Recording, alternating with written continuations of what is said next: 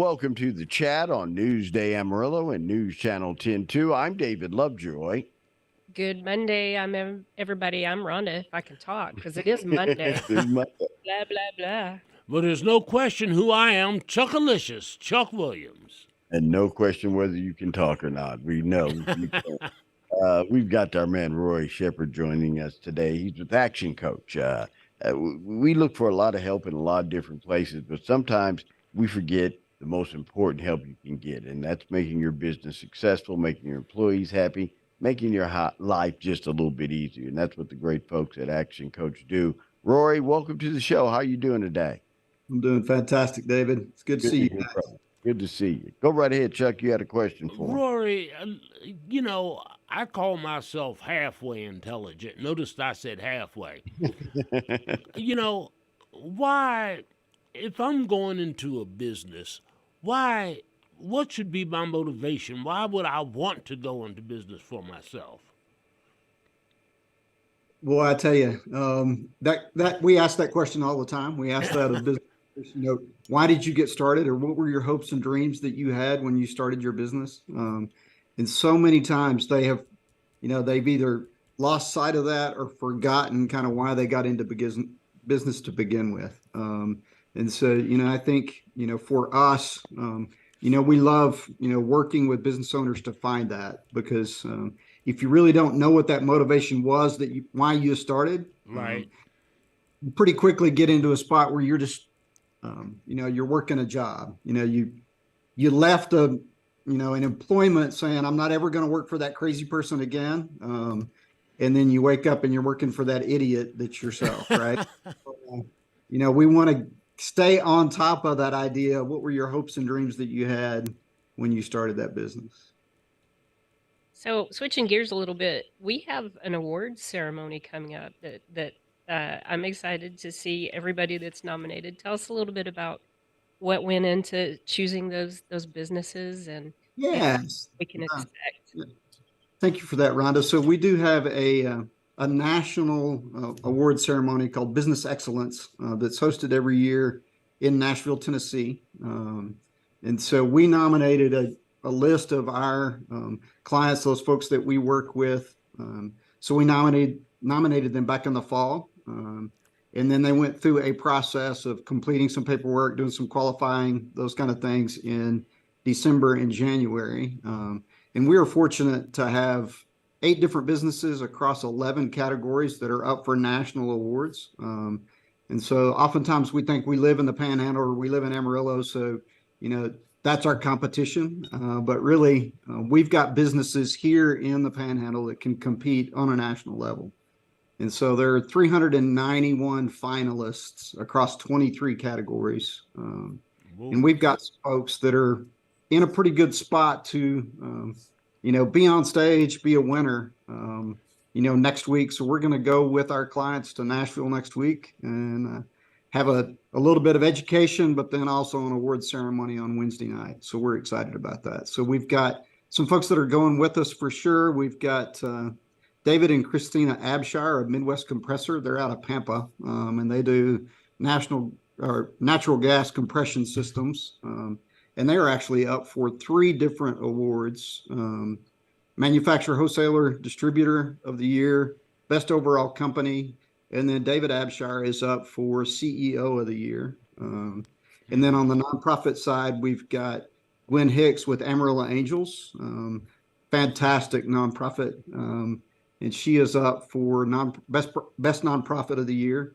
And then we actually have Leif Curtis from our own team that'll be traveling with us, and he is up for Young Entrepreneur of the Year for his work with the West Texas Warbirds. So excited to see what happens next week, and hopefully when we meet next month, we'll be able to tell you we had some winners. So. That would nationally win. We were talking a moment ago about why do you get into business. Rory, have you had a chance to go into a business and help them define maybe what their mission is, what their purpose is? Do you see a rejuvenation of those business owners or that people or that staff? How often do you see something like that once they clarify why they're there? Yeah, so one of our foundational pieces, and we talk about that kind of being in destination mastery. So knowing where you want to go, so what is that mission, vision, purpose? What impact do you want to have in the community? Right. And sometimes back to losing clarity of that or losing sight of that, as soon as you reset that, restate that, and do a little bit of work, it does rejuvenate the business owner, but it also provides, your team, your employees that opportunity to connect with and go, I want to be part of something bigger than myself. And that inclusion and involvement in clarifying that direction makes a huge difference. And so we actually have a client, not here in Amarillo, but down in South Texas, that we went through this process over the summer. And they are just blowing up right now, just in the growth and the change and the impact that just going through that process would have for them. Rory, it seems to me that there can be 1,000 reasons to have a mission statement, but by the same token, it also seems that there can be 1,000 reasons why you lose your way on that mission statement. Am I off base here or what?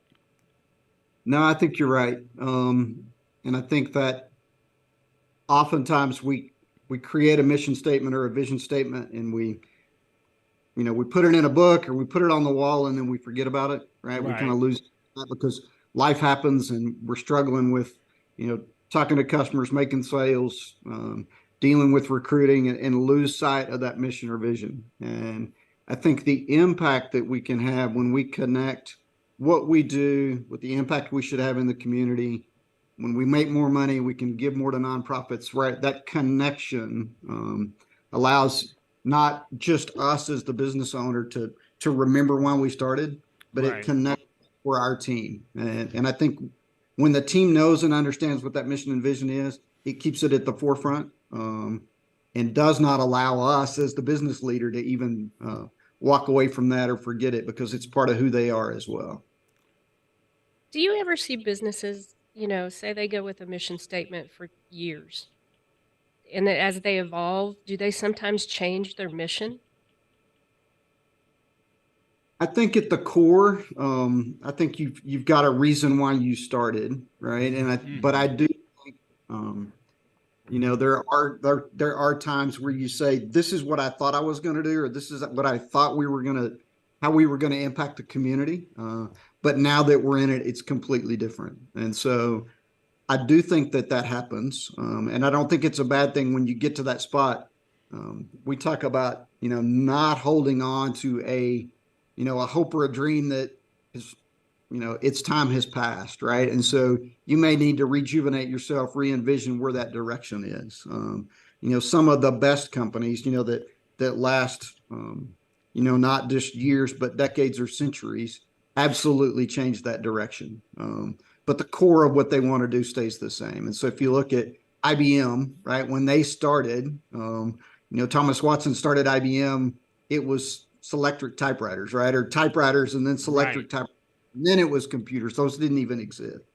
And so I think over time you can change the products that you sell and kind of how you go to market, but the mission and the vision of making an impact in your community may stay the same. That's it. Well, we're going to take a quick break. When we come back, we'll talk with Rory Shepard from Action Coach about some great events coming up in the next couple of weeks. Come on back. The Monday edition of The Chat on Newsday Amarillo and News Channel